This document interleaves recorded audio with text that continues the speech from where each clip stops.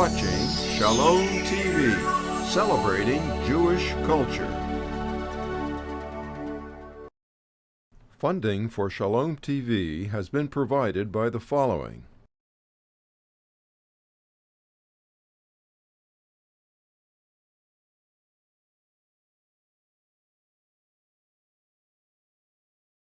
And by viewers like you. So bis 120, right? That's what we say. Happy birthday to you. Happy birthday to you. Happy birthday, dear Bel. Happy birthday to you. Thank you. It's really a thrill tonight to celebrate Bel Kaufman's 100th, whose wonderful charm and wit and grace has touched so many lives. Bel was born in Berlin 100 years ago. She was raised in Odessa. Her native language was Russian. She emigrated to the United States with her parents in 1923 at the age of 12. The family settled here in New York and began to learn English right away. At the age of 18, she attended Hunter College. She began work as a teacher in the New York City public school system, which provided the inspiration to write the novel Up the Down Staircase, the story of an idealistic young honors college graduate who becomes a high school English teacher and deals with the gritty realities of her colleagues and students. Up the Down Staircase became an enormous success, remaining on the New York Times bestseller list for 64 weeks. In 1967, the book was made into a film starring Sandy Dennis. But it's her mishpacha yichus that brings the Yiddish theater here tonight and makes this shidduch here. Bel Kaufman, of course, is the granddaughter of the famed Yiddish writer Sholom Aleichem, whose 95th yahrzeit we celebrate on May 13th. So we bring you a song written by Sholom Aleichem. He wrote it in 1892. The song, A Lullaby, expresses the hopes and dreams of mothers, aunts, grandmothers in the old country, telling their children about this place called America. Schlaf mein Leben, mein Kaddischene, schlaf, schlaf, so in you. Schlaf mein Leben, mein Kaddischene, schlaf, schlaf, so in you. Bei dein Wigel sitzt dein Mame, singt ein Lied in weint. Wirst einmal verstehen, Miss Dame, was sie hat gemeint. Wirst einmal verstehen, Miss Dame, was sie hat gemeint. In Amerika ist der Tate deiner Sohn in you. Du bist noch ein Kind, Lissate, schlaf, schlaf, Lulu. Du bist noch ein Kind, Lissate, schlaf, schlaf, Lulu. Das Amerika ist für jeden, sagt man, Gott a Glück. Und für jeden a Ganeden, etwas an Antik. Und für jeden a Ganeden, etwas an Antik. Dort mess man in der Wochen Challe, so in you. Ja, ich helech, will ich dir kochen, schlaf, schlaf, Lulu. Ja, ich helech, will ich dir kochen, schlaf, schlaf, Lulu. Wird schicken $20, sein Porträt dazu. Und wird nehmen, leben soll unser hinzu. Und wird nehmen, leben soll unser hinzu.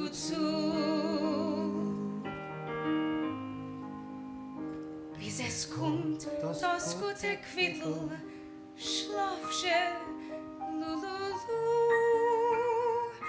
Schlafen dieser Teilmittel, Schlaf, schlaf, Lulu. Schlafen ist a Teilmittel. Schlaf, schlaf,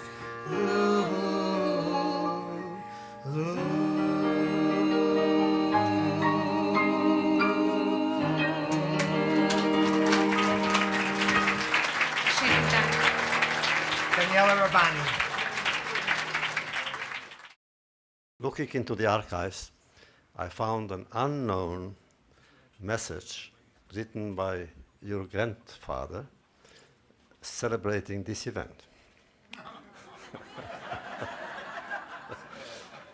He wrote it in Yiddish. So he wrote, Teierinke, Bella oder Schendl.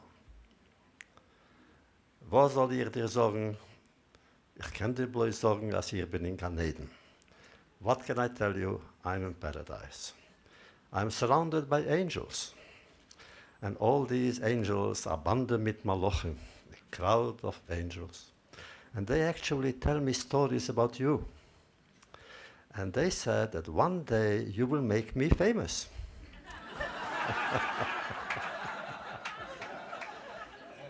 And they also said, actually, one day you may meet a younger person called Elie Wiesel. Make him laugh. So you make all of us laugh.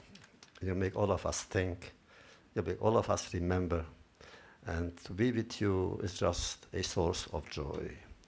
What can Sholom Aleichem tell you? He said, I'll wait for you, but don't hurry. Until 120, may you continue to share all the nobility and all the joy and all the talent that you have had for so many years. In 1988, we did a show on Broadway called Jerome Robbins Broadway. Jerome Robbins' real name was Jerome Rabinowitz. We rehearsed for 6 months, and as Sheldon will tell you, it was not the happiest 6 months of anybody's life. And Jerome Robbins, after 5 months, decided that he did not like the title, Jerome Robbins Broadway. So he brought a blackboard into the rehearsal studio, and the suggestions were put on the blackboard. So one day I walked in and wrote, Dancing Hits by Rabinowitz.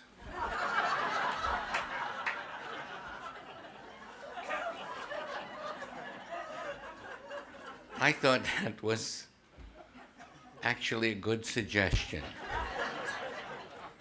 The dance captains said, you're not going to leave that up there. You're going to get killed. I said, no, leave it. And he walked in, and it was a genuine double take. He went, who did that? And I said, I did that. And he backed up and said, why? And I said, do you know how many theater parties I can sell with the name Rabinowitz up there? It's a true story. But Bel, my father was a Yiddishist, and as Zalman's mother knows, was the manager of Boybrik. Some of you may know what Boybrik was. And Unser Camp in Kinderwelt, the labor Zionist. And he felt that there were 3 major events in the latter part of the 20th century for Jews. The first was the creation of the State of Israel. The third was the Six-Day War. And the second was Fiddler on the Roof. He said it changed the world's perception. There's a fourth. It's Bel Kaufman's 100th birthday.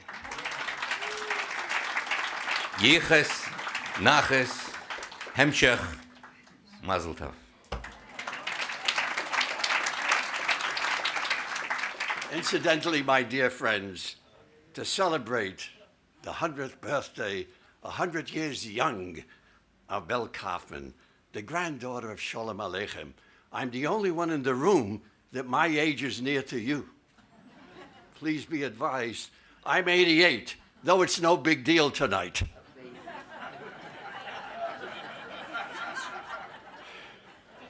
You talk about Sholom Aleichem. whenever anybody ever picked up a book of Sholom Aleichem and read it for your family, it was always something there, something that they made you laugh and forget about your troubles, and that was his goal. And Bel Kaufman's goal was the same goal, to make people happy, to make people think, and to make people know that the Sholom Aleichem means peace, and Bel Kaufman also means a lot of peace, plus happiness and good health. And Bel, they didn't give me much time to say anything, but I will say one thing about Sholom Aleichem. He was the first meteorologist in the world. People didn't know that. He said, I didn't have to go to college to be a weatherman. I knew right away. Outside my window, I hung a towel.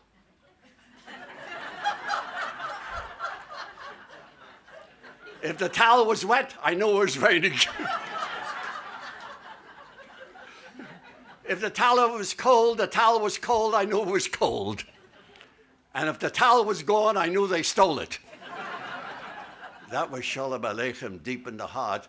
And don't forget that Fiddler on the Roof, which represented Sholom Aleichem, was greeted throughout the entire world. The entire world, any domination, they all loved it. And that's why it's renowned that we, of the Jewish people, have created and also honored Sholom Aleichem. And tonight, we're honoring our beloved 100 years young Bel Kaufman. Bel, I have to put the yarmulke on to say this brucha for you. You notice I put the yarmulke on. You know why there are no Jewish gangs. You can't put a yarmulke on backwards.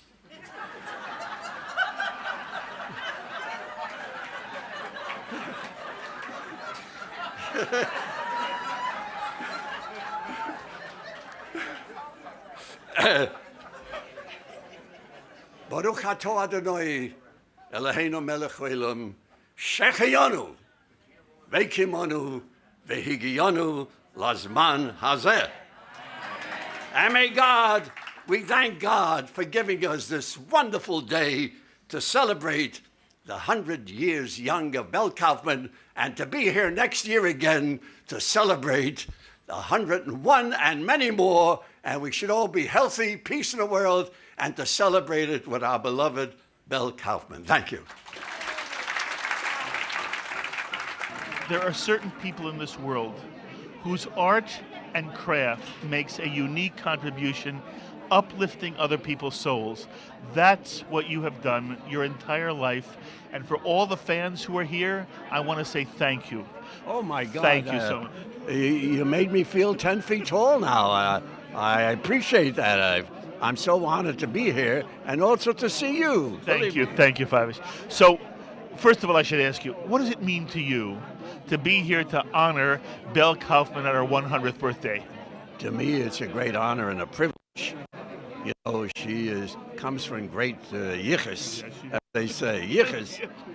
You know, from great stock, Sholom Aleichem's family, and she's a great artist. She's a terrific writer, and to be in the same room with her, my God, is an honor. And look at all the wonderful people that came here to honor her. It is you know. By the way, how are you feeling and how are you doing these days, Fyvush? I'm doing very well. I did a show called Fyvush Finkel Live. Do you still love being on stage? My life is on stage, and I'll never retire. As long as they call me, which the phone is still ringing, I'm there. Fyvush Finkel, Kol Tuv to you, all the best to you. We love you very much. Thank you for what you've done for us. Thank you so much. Be well, Mark. Take care. But it wasn't always this way for women. I mean, women who got into comedy, who were the first women in comedy. Fanny Brice, right? There was B. Lilly. Help me out with this. There weren't that many lady comedians because women were in the kitchen and they were making chicken soup. Not that there's anything wrong about making chicken soup. I still don't know how to make a good chicken soup. I wish I knew how to make a chicken soup. I never picked it up, if you know what I'm talking about. Zalman, don't talk on my act. So the thing is that we had to find other things to do. We could be teachers, we could be actresses, we could go on the stage, but that was the worst possible thing. And some of the women had the gift of writing, the power of the pen.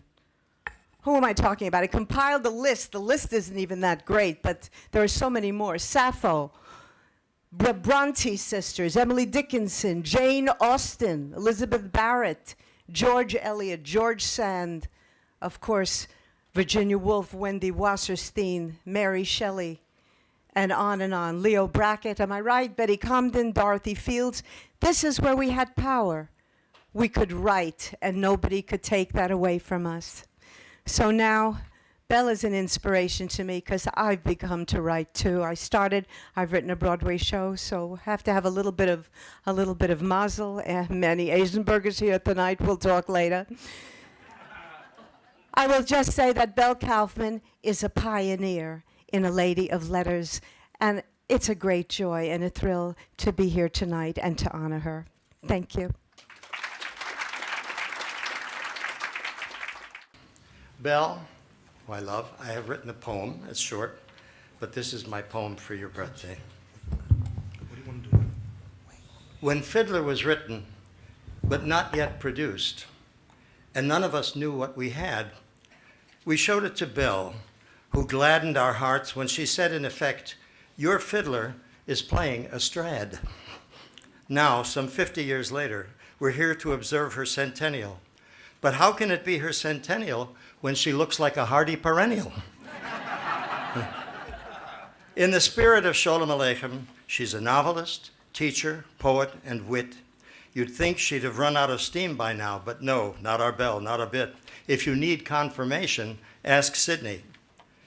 And speaking of Sidney, when he met Bel, he certainly lucked out, didn't he? But that applies to us as well. We all lucked out when we met Bel. The century plant, in its 100 years, blooms but once, or so they say. Bel outdoes the century plant, for she blooms every day. As we celebrate Bel, let us honor her for more than her mere longevity. Let us honor her generous soul, her compassionate heart, and the way that she's mastered the laudable art of life-enhancing levity. It's not that she's lived for 100 years. It's all that she's been, and all that she's done, and all that she's given to everyone in her varied and valued career. So here's to our Bel, who we love and adore. Happy birthday, dear friend, and oh, so many more. Amen.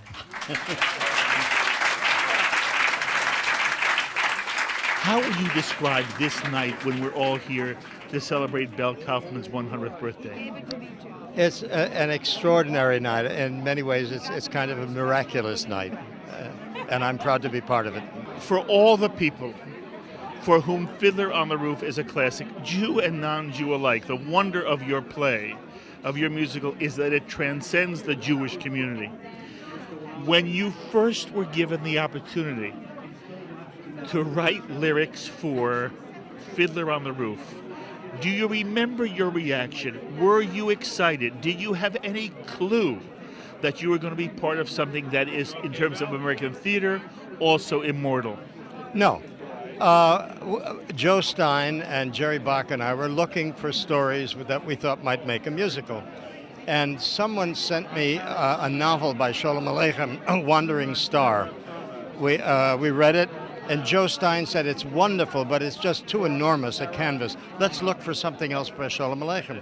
Then we found the Tevye's Daughter stories, and when we found them, we found they were so richly human, with humor and pathos and wonderful details about Jewish life. We just fell in love with the stories, and we literally thought, if we do our job right, we will create something that may run a year or 2 years, but it will be very beautiful. We had no idea that it was going to get the reception it got.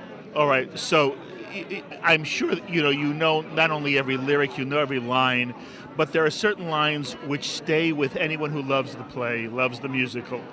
And one is the whole notion of this song, Do You Love Me? Which was a transition moment, not only for Tevye, but for that period of Jewish life. Because that was a decision you made to create the song, Do You Love Me? How did that happen? Well, during rehearsals, every time it got to that moment, I thought it would be very funny if Tevye said, "Do I love you?" And in that society, if Golda looked at him and said, "What?" And that was the beginning of it. But when we got to Detroit on our pre-Broadway tour, I went out every day and just slaved. And if I had 2 or 3 lines by the end of the day, I was happy. In a week, I had enough to give to Jerry Bach. Amazing. It was very difficult to write. And when it was put into the show, the third time I saw it, I suddenly began to sob. And I left the theater because I wasn't sure why I was sobbing and I didn't want to disturb anybody. And when I got outside, I realized, without knowing it, I had written about my mother and father. Oh, that's wonderful.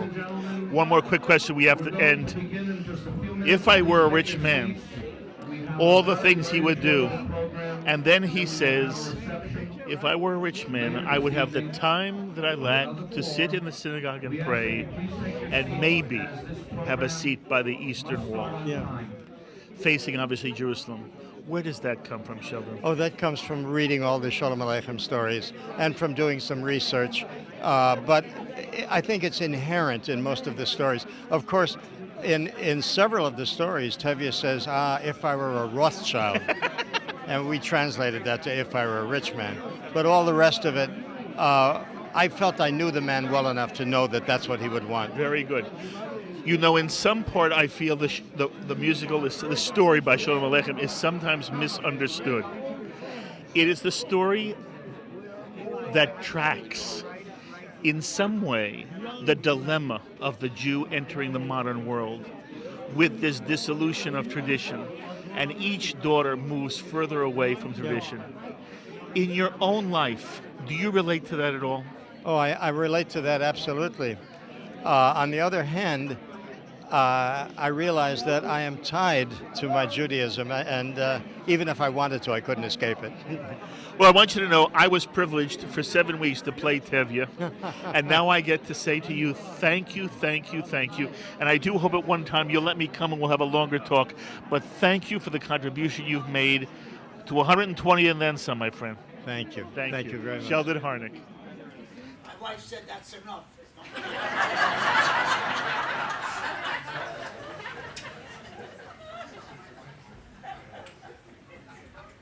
Recently, I received a call from the Pope in Rome. And he said, my favorite movie is The Magnificent Seven. And I thought, he must be crazy. I'm a killer in that thing. I just shot and killed people, but it didn't matter. He said, if you drop by in my country, stop by and I'll say hello. This was the Pope. The Pope. Talk into the mic, she said. Anyway, we brought, Ann and I, my wife of some odd years, we brought dear, dear Bel a watch, and she's wearing it now. It's a good, beautiful watch, and so is she. Hello, Shalom TV. Bel Kaufman is a great lady. I knew her when she was 8 years old. By the way, in all seriousness, when did you first meet? Oh, many years ago. Many years ago. I was very proud of her. She's a brilliant mind, and she hasn't given up. I was 5 years in World War II. I was in Berlin in 1944. I was there a month after Hitler committed suicide. I was a captain in the army as a medical administrator. I'm 95 years old. And I want you to know something, Eli. You have made a contribution to American life that is extraordinary. And it was a wonderful, wonderful joy for me to get to know you, to work on Tennessee Women's Remembered. And I love you very, very much. Here we are, watching this and the Yiddish theater and singing and dancing and yelling. It's just wonderful. Ann and Ann did something in Israel. I played the Knesset, the head of the Knesset in Israel.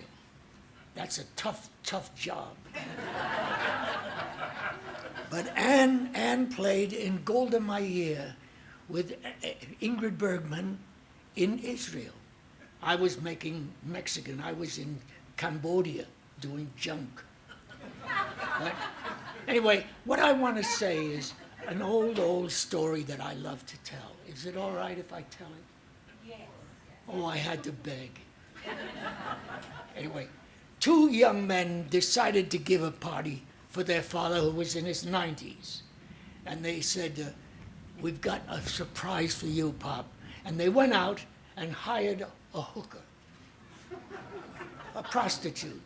And she said, well, what do you want me to do? And they said, well, our father is in his 90s and we need your help. She said, I'll handle him. How old is he? 94. She said, I can handle the guys like that, don't worry. So she goes, she knocks on the door, and the old man opens the door and says, yes? And she says, I'm here to give you super sex. And there's a long pause, and the old man looks at her and says, all right, I'll take the soup.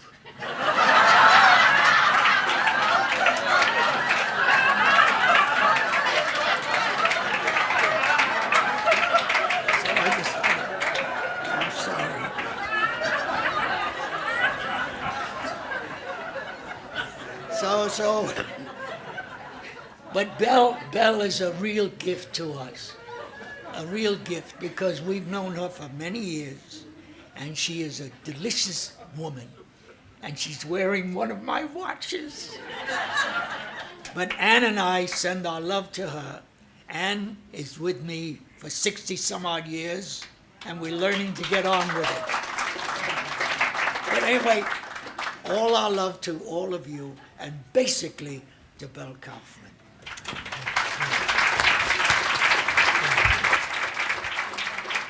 So it's a great honor for me to present this official legislative resolution which passed unanimously by the New York State Assembly last week, honoring Bel Kaufman's 100th birthday.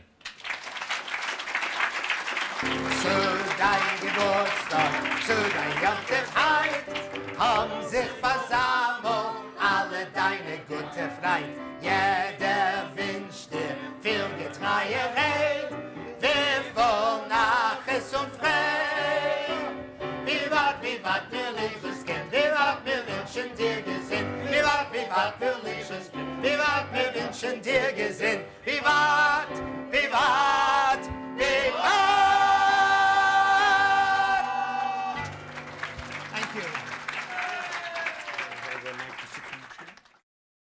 Oh, just look. Look at all you wonderful, talented, beautiful, important people. And all of you are here paying tribute to me. Why? Because I'm old. Because I'm very old. You know, I was given a compliment by someone recently, and very modestly I said, no, I'm just an old, tired Jewish woman. He said, you don't look Jewish. But obviously, I am. And all these talented people are here just because I've lived 100 years. I don't know how it happened. It happened gradually. But while I was looking. But I'm so thrilled to be here among all of you. My family's here, Cindy, my children, my granddaughter, and good friends among you, and some of you whom I don't know, but I feel are my very best friends. You know, being old, being very old, has many advantages. I'm beginning to appreciate them. I no longer have to do what I have to do. I can do what I want to do. And I learned a very powerful word, one short word that empowers me. No. No, I don't want to. I'd rather do something else. How powerful that word is. And also I've discovered how generous and kind people are. I'm thinking that Sholom Aleichem, if he were here in my place, would be very thrilled by what he has heard and seen. He loved the theater. He wrote to my mother, I would so like to have my plays done in America. My eyes won't see it. Maybe yours will. Well, thanks to Zalman Mlotek and the Folksbiene Theater and so many of you, our eyes are seeing it. And our eyes are appreciating it. He wrote in a letter, almost a prescient letter. He said, my lot and your future depends on a close tie with the Yiddish theater. I'm feeling it right now. And being his granddaughter has been a great burden and a great honor. Why a burden? How dare I write as the granddaughter of a legendary writer? And you know what gave me permission? When my book Up the Down Staircase was published, and the critics were kind enough to say the same humor and compassion, she wears the mantle well, it's as though I heard a voice saying, all right, Belichka, you could also write. And from that moment on, I felt no guilt about it. But the Jewish theater has an interesting history in Sholom Aleichem's life. He had come to America twice. The first time, two of his plays were being produced in New York by two competitive producers and actors. Very competitive, Tomaszewski and Adler. And Sholom Aleichem, on the same night, went from one play to another. He had terrible reviews. The critics hated the play. It had been vulgarized, it had been changed. But that didn't discourage him. He felt that one day his plays will make it. And in his will, in his last will and testament, he bequeaths to my cousin Tamara money from his books, and to little Belichka money from his plays. That's in the will. A little did I know at that time what that really meant. Now, in this country, I think we feel gerontophonia, a fear of growing old. millions of dollars are spent on people trying to remain youthful, avoid aging. Women don't like to give their age. The story about old lady Adler, the widow of Jacob Adler, is she was interviewed and she was asked, "How old are you, Mrs. Adler?" She said, 59. "How could you be 59? Your daughter Stella is 54. She said, "She needs her life, I need mine."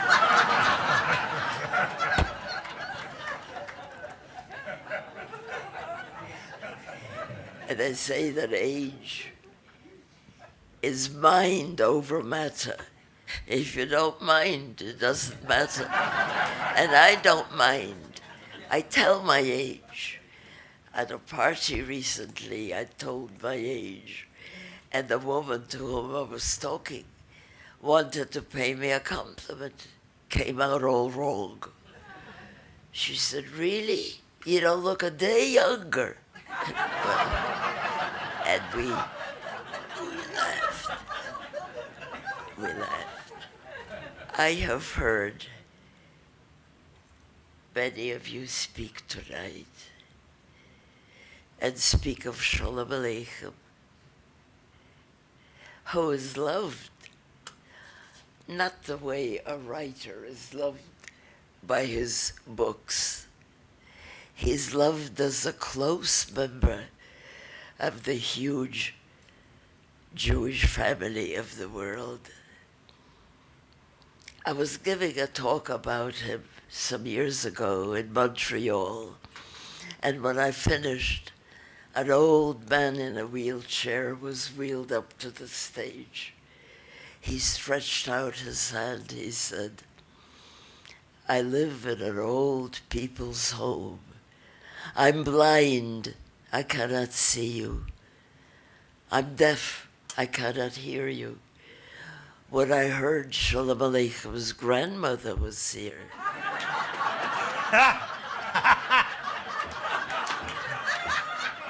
oh, Dr. Freud."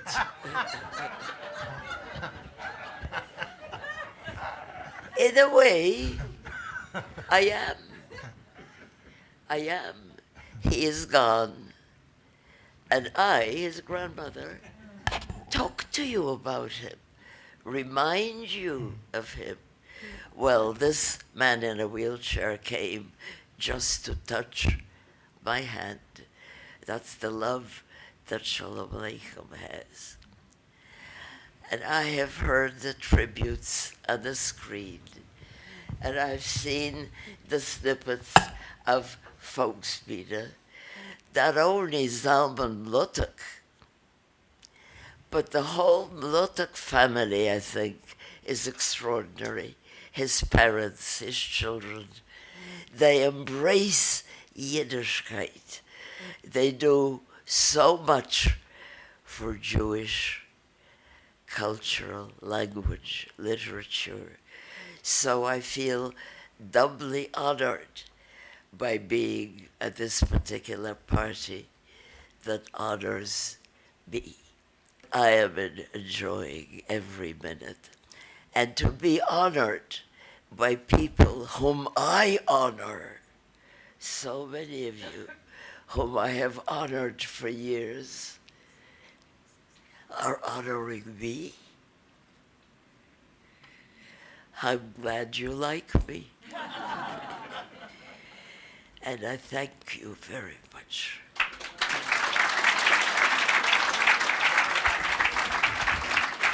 A few years ago, you were my first guest on Shalom TV. I remember. And we had a wonderful time together.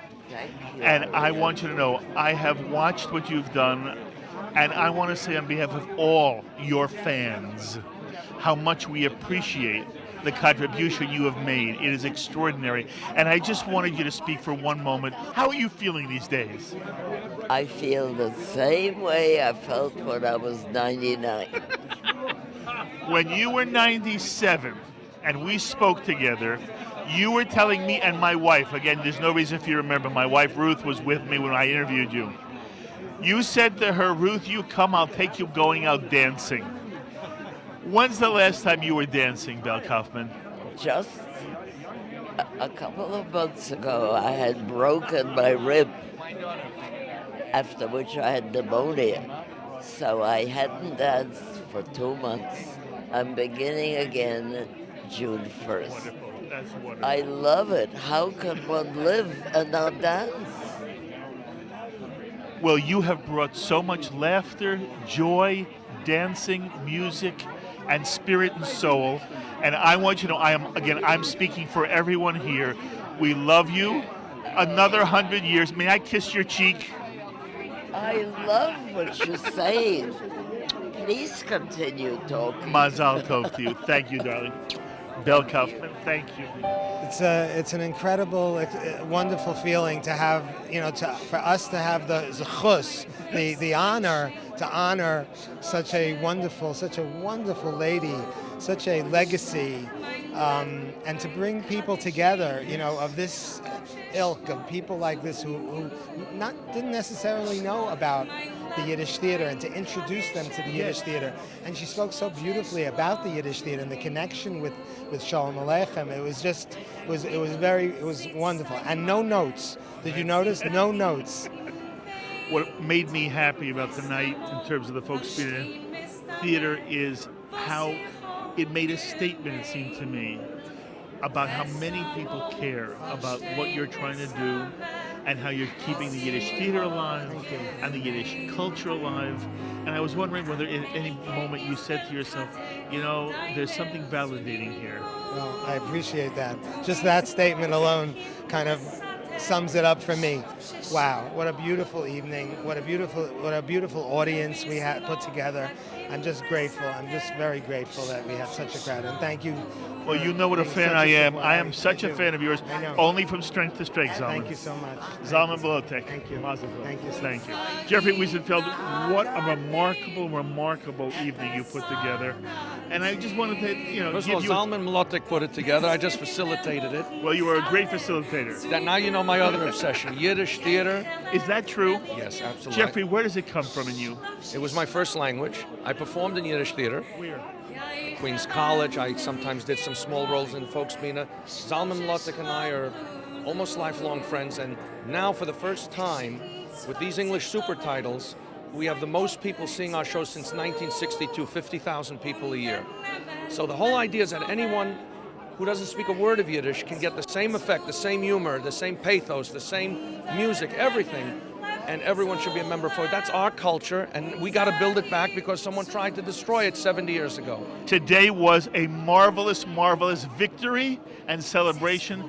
Thank you for inviting us and for letting us share in your extraordinary. Really glad you're here. Jerry Wiesenfeld. She is like a role model to me.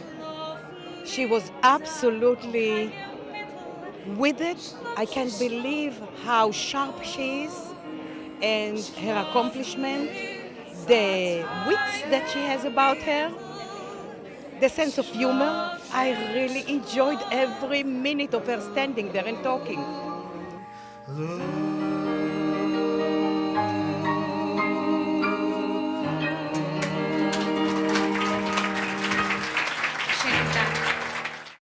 We would be pleased to send a complimentary DVD of this program to anyone who can send a tax-deductible contribution of $36 or more to the nonprofit organization Jewish Education in Media to help support our programming.